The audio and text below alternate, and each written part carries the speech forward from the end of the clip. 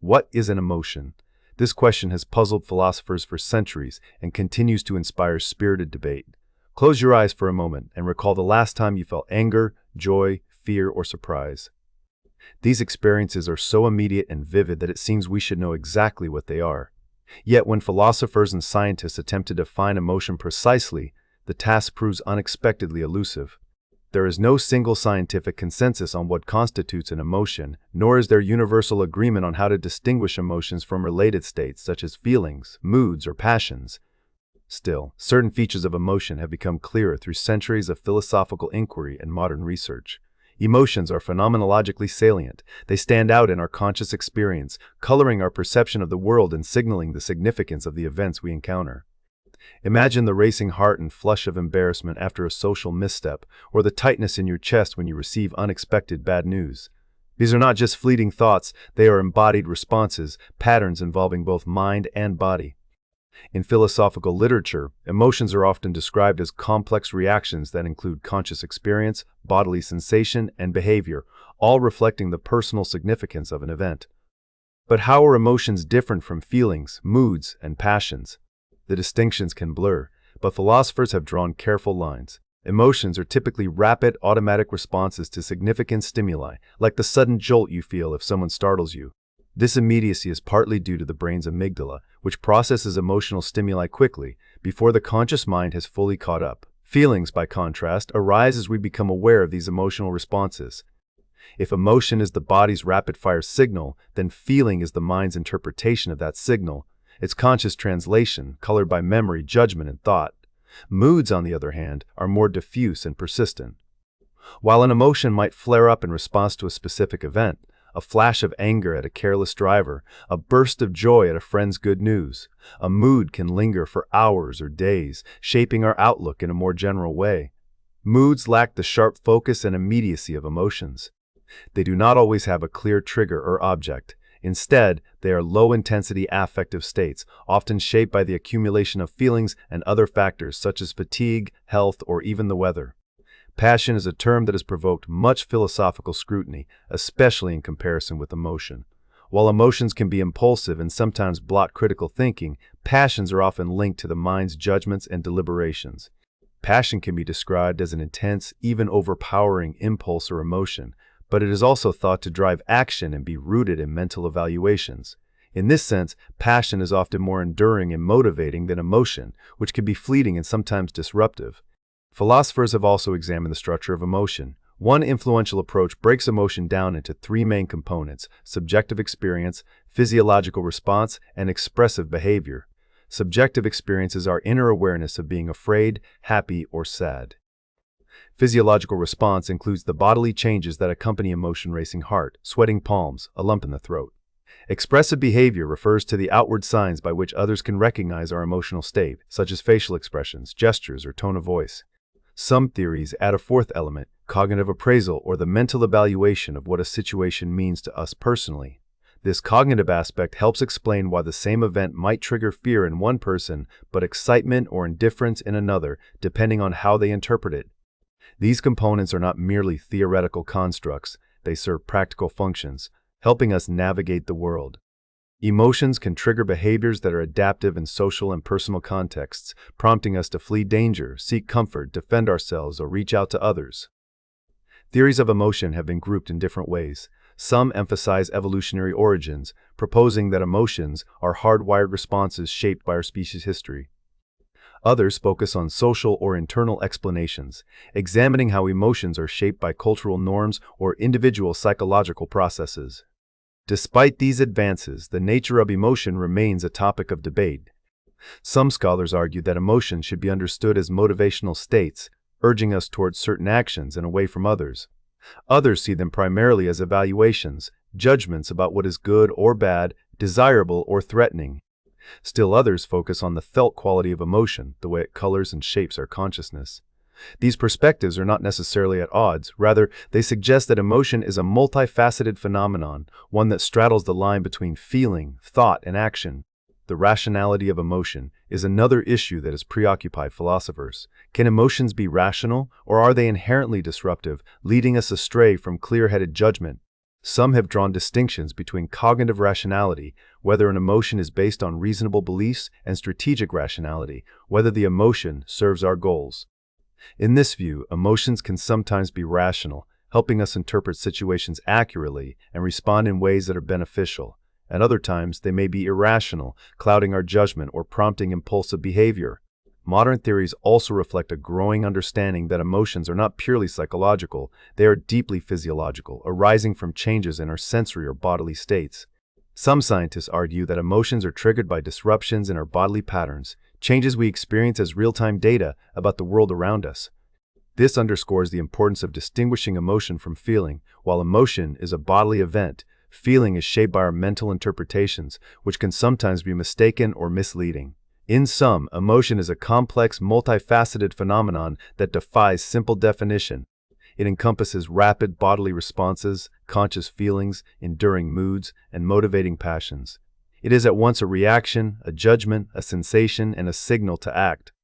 Throughout history, philosophers have sought to clarify the boundaries between emotion and its kindred states, to understand its structure, and to probe its rationality. While many questions remain open, what is clear is that emotion is central to the human experience, shaping our perceptions, our decisions, and the very fabric of our lives.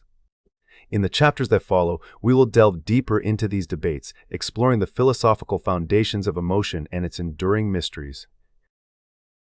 When we turn our gaze to the long arc of Western philosophy, it quickly becomes clear that emotion has never been a simple or settled matter. The ancient Greeks were among the first to wrestle with the question of what emotions are and what role they ought to play in human life. For Plato, the soul was a complex and divided entity with reason and emotion, though he would not have used our modern term often at odds. In his dialogues, Plato describes the soul as having rational, spirited, and appetitive parts. What we now call emotions fell largely under the domain of the lower soul, seen as irrational reactions or states of passivity. The Greek term pathos, which Plato uses, does not map neatly onto our modern emotion, but it signals states in which a person is affected or moved, often contrary to reason's guidance. Plato's vision is famously one of control. For him, the proper harmony of the soul requires that reason rule over the spirited and appetitive elements. Emotional impulses left unchecked threaten to disrupt rational thought and ethical action. Plato's ideal, then, is not the absence of emotion, but its subordination, a vision echoed in his myth of the charioteer, where reason must manage the unruly horses of passion and desire. Yet even as he warns of emotion's dangers, Plato's writings reveal a nuanced appreciation for their force and their potential, if rightly guided, to animate courage or love. Aristotle, writing a generation later, approached the question of emotion with a different emphasis. He is often credited as the first philosopher to develop a detailed theory of the emotions, and his preferred term, pathos, again points to states in which we are affected by the world. But Aristotle's approach is more empirical and practical than Plato's. He does not see emotions as purely irrational or as simple obstacles to virtue. Instead, emotions for Aristotle are an integral part of ethical life. They are responses to what happens around us and within us, and they can be shaped and educated by reason. In his Nicomachean Ethics, Aristotle argues that ethical virtues are not just rational skills, but complex capacities involving emotion and social understanding. The right action for Aristotle is not merely a matter of knowing what is good, but of feeling the right thing, to the right degree, at the right time. This sensitivity is not innate, but acquired through training, habit, and experience. In other words, Aristotle sees the education of emotion as essential to living well. Our emotional responses must be calibrated through repeated practice so that they align with reason and contribute to moral virtue. The process is gradual, and it recognizes that emotions can and should be influenced by rational deliberation. Aristotle also explores the persuasive power of emotion in his work on rhetoric. He observes that appeals to listeners' emotions can be more effective than appeals to their reason because emotions are the springs of action. Yet he does not suggest that emotion ought to dominate. Instead, he seeks to understand how it operates and how it can be harnessed for ethical and practical ends. For Aristotle, pleasure itself is a form of consciousness, and emotional life is inseparable from the pursuit of the good. Medieval philosophers inherited these Greek insights but sought to fit them within Christian frameworks and new models of psychology. Drawing on ancient sources, they developed intricate taxonomies of emotion and distinguished between voluntary and involuntary states. Faculty psychology emerged, mapping emotions to different powers or faculties of the soul. Medieval thinkers acknowledged the complexity of emotions, sometimes seeing them as disruptions, but also as potential aids to virtue if properly ordered.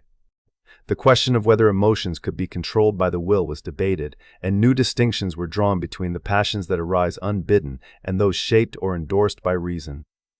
The early modern period brought dramatic shifts. René Descartes, for example, devoted his treatise Passions of the Soul to the systematic study of human emotion, which he called passions. For Descartes, passions were bodily-based perceptions experienced as the soul's response to movements in the body. He drew a distinction between passions and actions, with passions being things that happen to us and actions being things we do. Descartes recognized that passions could be powerful influences on rational beings, but he did not see them as inherently bad. On the contrary, he affirmed the intrinsic goodness of the passions when they were not misused. His work sought to reconcile the inevitability and utility of emotion with the dignity of rationality. He argued that passions provide practical guidance, alerting us to what matters and motivating the will, though he maintained that the will could and should exert control over them. Descartes also made a subtle distinction between passions of the soul, what we might call intellectual emotions, and those rooted in the body. This division, though not always sharply drawn, anticipated later debates about the interplay between the physiological and the psychological in emotion. For Descartes, understanding the passions was part of understanding the human condition, and he believed that a rational person could learn to regulate their influence. The Enlightenment saw the debate continue, often in sharper forms. Philosophers grappled with the status of emotion in moral life, with some stressing the importance of rational control and others emphasizing the centrality of feeling. It was David Hume who most famously challenged the old idea that reason must be master and emotion its unruly servant. In his treatise of human nature, Hume argued that it is not reason that moves us to act, but passion. For Hume, passions are the true drivers of human behavior, and reason's role is simply to serve them, to help us achieve what we already desire. Hume's naturalism and empiricism led him to see emotions not as obstacles to morality, but as its very foundation. He proposed that ethics is based on sentiment, not rational deduction. Our sense of right and wrong, he argued, arises from our feelings, and it is these feelings that ultimately motivate us to act. Hume's view was radical for its time. He acknowledged that emotions can sometimes interfere with clear reasoning, but he insisted that reflective thought can also moderate our passions. The interplay between reason and emotion, for Hume, is not a matter of strict hierarchy, but of mutual influence. His work opened the door to later theories that saw emotion as essential to moral thinking, rather than opposed to it. Throughout the history of philosophy, then, the relationship between reason and emotion has been a source of fascination and debate. Sometimes, emotions have been seen as reflections of our animal nature, to be tamed or transcended. At other times, they have been understood as vital sources of value and motivation. The Western tradition has oscillated between regarding emotion as a threat to rationality and seeing it as its necessary partner. By the 20th century, new schools of thought would challenge earlier accounts, emphasizing the intentional and attitudinal aspects of emotion. Yet the central question remains: how are we to understand the power of emotion in shaping thought, action, and the very possibility of living a good life? The philosophers we have encountered, Plato, Aristotle, Descartes, Hume, offer no simple answers. What they do provide is a rich tapestry of ideas that continue to shape our understanding. They remind us that emotion is not just a feeling or a fleeting state, but a force threaded through every aspect of human existence, demanding attention, discipline, and understanding. The story of emotion in philosophy is, in a sense, the story of what it means to be human, to feel, to think, to act, and to strive for a life in which all these dimensions find their place. To truly grasp the nature of emotion, we must move beyond broad definitions and historical disputes, and instead examine the inner workings of emotion, its structure, its components, and the roles it plays in our lives. Modern scholarship reveals emotion as a phenomenon with multiple, interwoven layers: cognitive, physiological, and social. These layers are not isolated compartments, but dynamic elements of a living process, each influencing and shaped by the others. Philosophers and scientists alike have wrestled with the question of how emotions are constructed. At the heart of contemporary debates lies the puzzle of whether emotions can be reduced to a handful of basic kinds, or whether they are better understood as sprawling, multidimensional states. Some researchers, drawing from empirical studies, argue that despite the hundreds of words we use for feelings, there is a simpler underlying structure, a set of core dimensions or categories from which all emotions are built. Others counter that the diversity of emotional life resists such neat classification.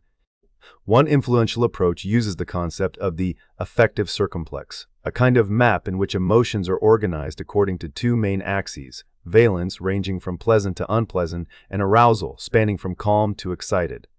In this model, each emotion can be plotted as a point within this space, with our understanding of specific feelings like awe, envy, or relief arising from their particular blend of these dimensions. Yet not all theorists are satisfied with this two-dimensional map. Some, like Plutchik, propose more elaborate schemas, suggesting that there are dozens of distinct emotions, each with its own physiological signature and behavioral tendencies.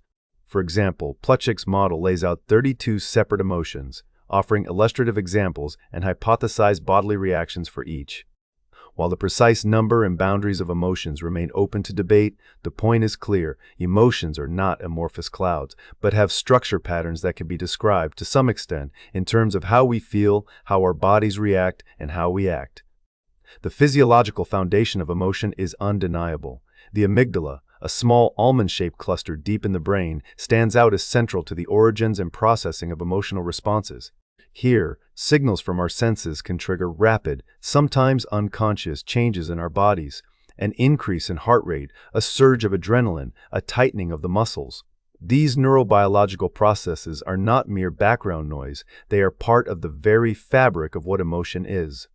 In this view, emotion is a phase of neurobiological activity, a coordinated event that reverberates through the mind and body, shaping consciousness itself. But emotion is not simply a matter of nerves and glands. The cognitive dimension is just as crucial. Scholars have developed what are called emotion schemas, which are not static templates but dynamic patterns that emerge from the interaction of feeling, thought, and context. These schemas can be momentary, flaring up in an instant and fading just as quickly, or enduring, coloring our perception and guiding our responses over time. The cognitive element allows us to interpret and make sense of our feelings. It is the reason two people can react so differently to the same event. One sees danger and feels fear. The other sees opportunity and feels excitement. Our beliefs, memories, and expectations help shape not only what we feel, but how we understand and act on those feelings. There is also a social and cultural layer to emotion structure. Emotions are not private, sealed-off episodes. They are signals conveyed through facial expressions, posture, voice, and behavior. They serve as rapid information processing systems, guiding our actions often before we have time to think. This speed is no accident. It is the product of evolution, which favored creatures able to respond quickly to threats and opportunities. Emotions help us navigate the social world, informing us about our relationships and the expectations of those around us. They tell us when to approach, when to withdraw, when to seek help, and when to stand our ground. The functions of emotion are as varied as their forms. On an interpersonal level, emotions provide crucial information about our own needs, desires, and values. They tell us what matters, what is at stake, and what we should do next. On the interpersonal level, emotions are a vocabulary for communication, allowing us to signal to others how we feel and what we want.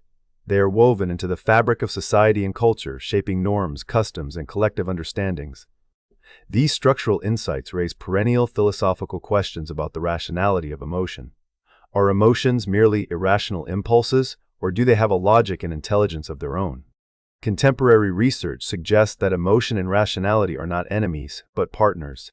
Emotions involve judgment and physiological disturbance, and their evolutionary roots are more ancient than abstract reasoning. But this does not mean they are mindless. Psychological studies and dual-process models reveal that emotion and cognition are deeply intertwined, with some processes running automatically and others subject to conscious control.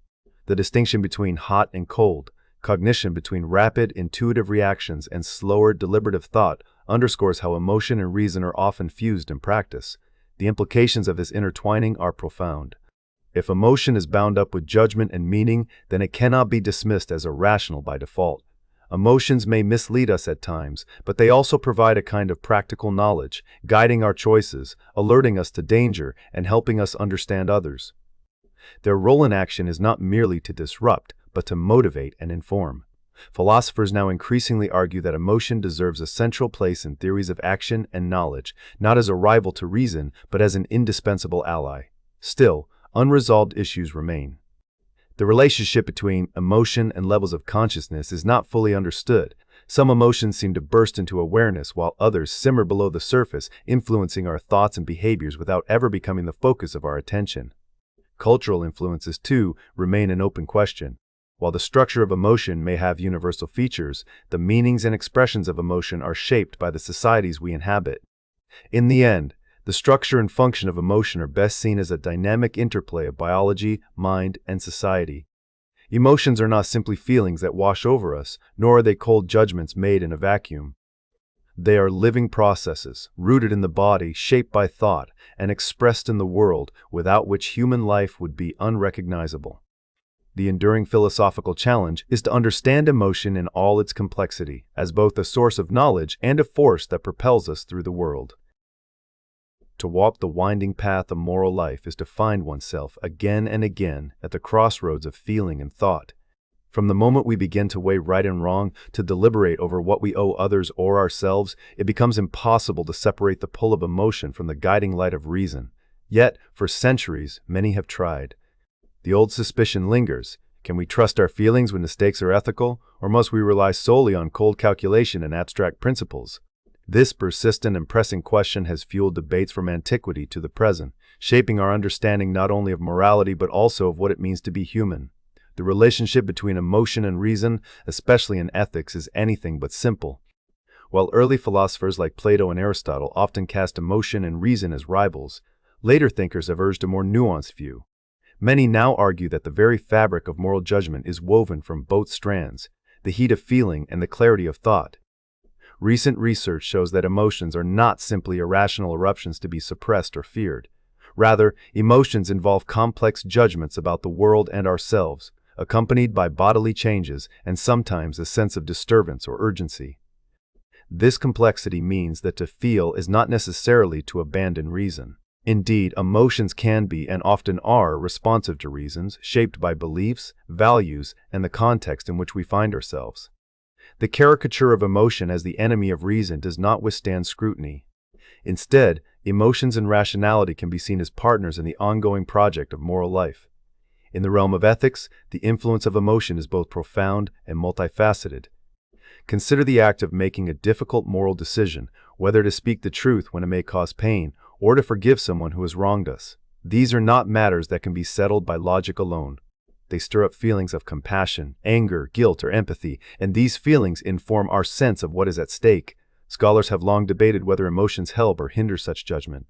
On one side, some argue that emotional responses cloud our ability to reason impartially, leading to bias or inconsistency. On the other, there is evidence that emotions provide essential information about what matters to us, serving as an internal compass that points toward or away from certain actions. One influential perspective in this debate comes from David Hume, who famously argued that reason is, and ought only to be, the slave of the passions. Hume contended that our moral evaluations depend fundamentally on sentiment or feeling. According to this view, it is not abstract reasoning that moves us to judge something as right or wrong, but rather the sympathetic resonance we feel with the happiness or suffering of others. Sympathy, Hume suggests, is not just a pleasant emotion, but a cornerstone of moral psychology, linking our fates and concerns to those of others. Building on Hume's legacy, the school of moral sentimentalism holds that emotions and desires play a leading role in morality, serving as a primary source of moral knowledge. On this account, to ask whether an action is right is, in part, to inquire about the emotional responses it evokes in us. Whether we feel indignation at injustice, admiration for generosity, or guilt for betrayal. Recent theorists have argued that emotion is not just a byproduct of moral thinking, but its driving force. The sympathetic pangs and surges of outrage or compassion we experience are not mere distractions. They are the very substance from which moral judgments are made. But is this the whole story? Some scientific evidence supports the rationalist idea that emotions are not always integral to moral judgment, at least not independent of reasoning.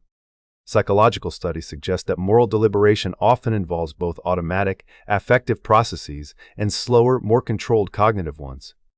When confronted with an ethical dilemma, we might initially react with a gut feeling, disgust perhaps, or anger.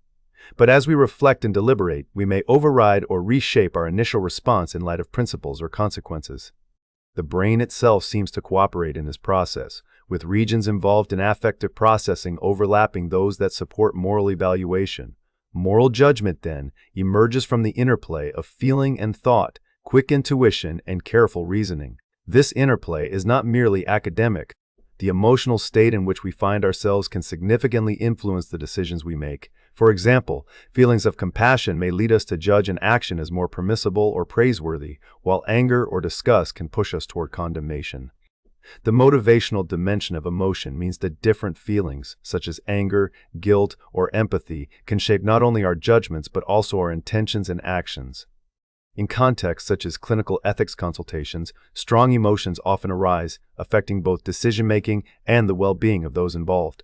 The ethical life is thus not a matter of suppressing or ignoring emotion, but of integrating and educating it. Aristotle's insight that virtue involves cultivating character and harmonizing emotion with reason remains powerfully relevant.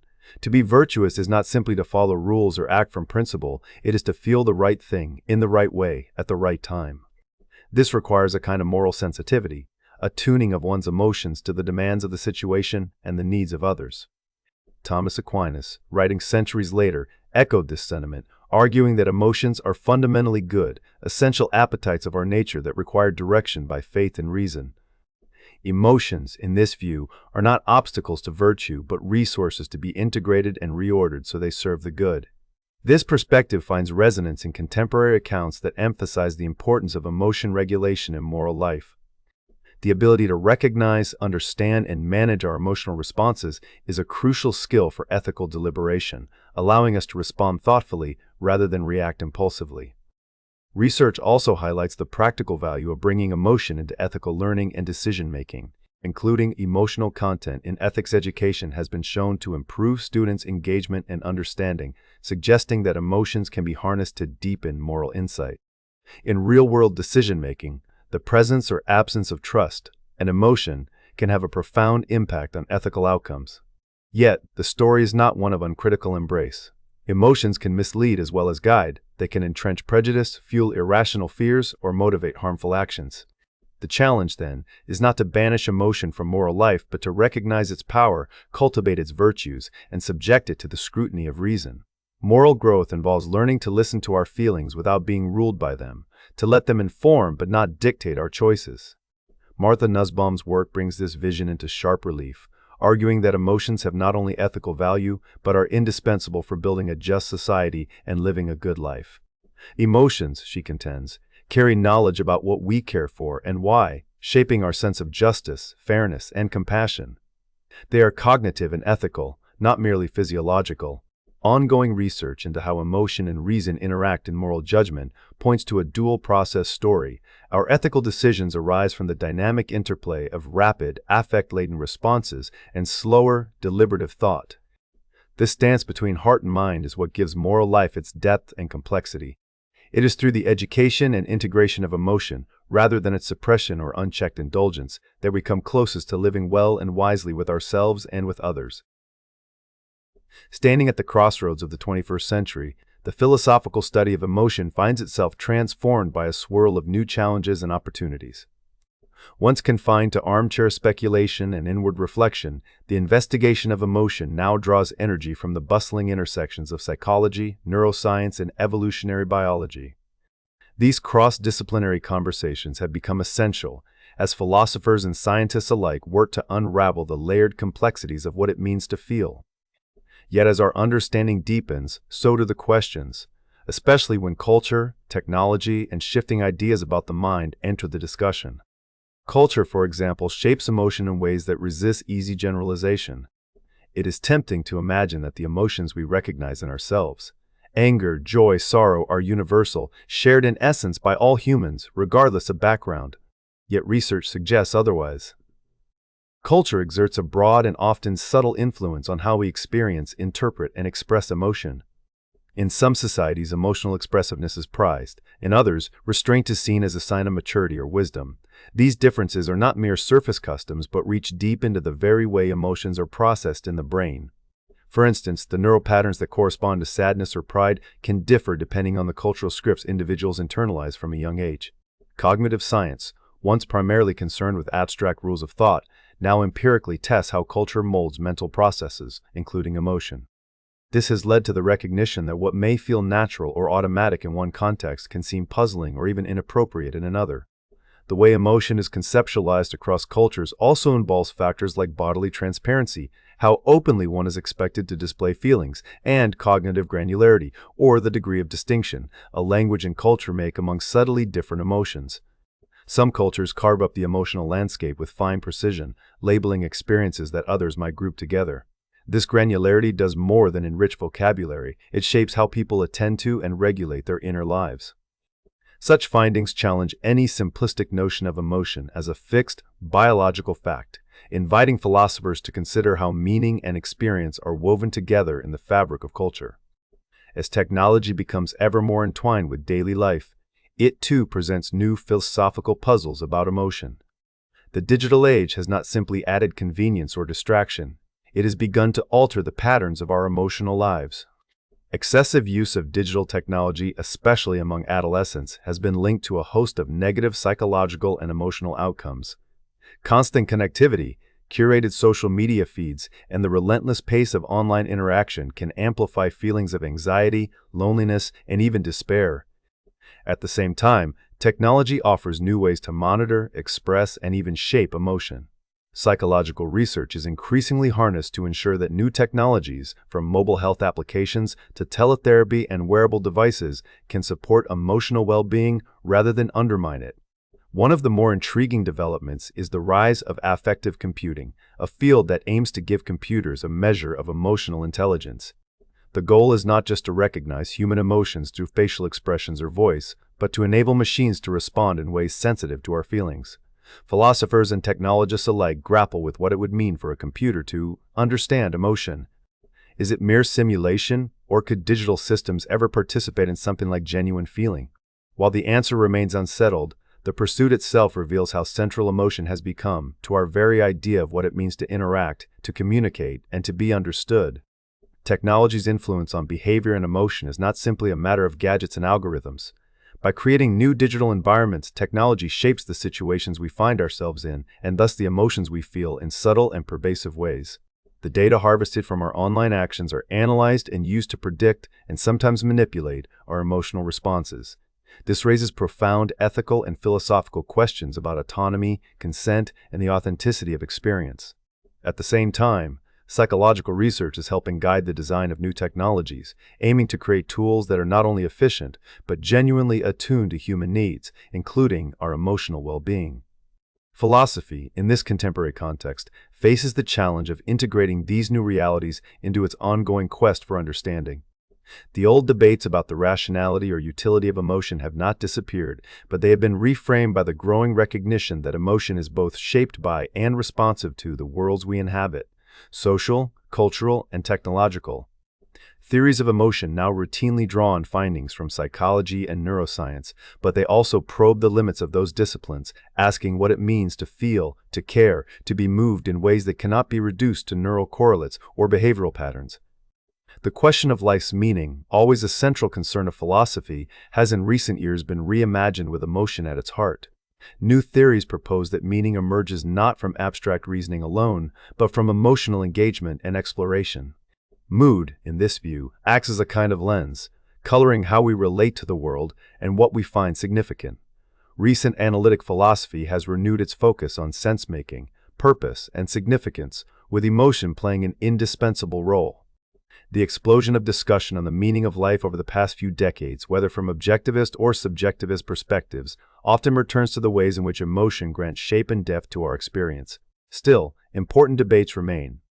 In the realm of moral psychology, for example, there is ongoing disagreement about the extent to which emotional processes mediate our intuitive judgments. Current evidence is insufficient to claim that emotion alone drives our ethical intuitions. The interplay between affect and cognition remains an open field of inquiry. This complexity only deepens the importance of emotion in philosophical accounts of action, meaning, and value. If there is a lesson to be drawn from these contemporary challenges, it is that emotion endures as both a mystery and a guide. It resists reduction to mere chemistry or computation, even as it is shaped by the world around us. It connects us to others, anchors us in culture, and propels us to seek meaning in a world that often defies easy answers. In the philosophical search for a meaningful life, Emotion is not simply an obstacle to be overcome or a resource to be harnessed. It is, increasingly, the terrain itself, the vivid, shifting ground upon which we walk, stumble, and sometimes soar.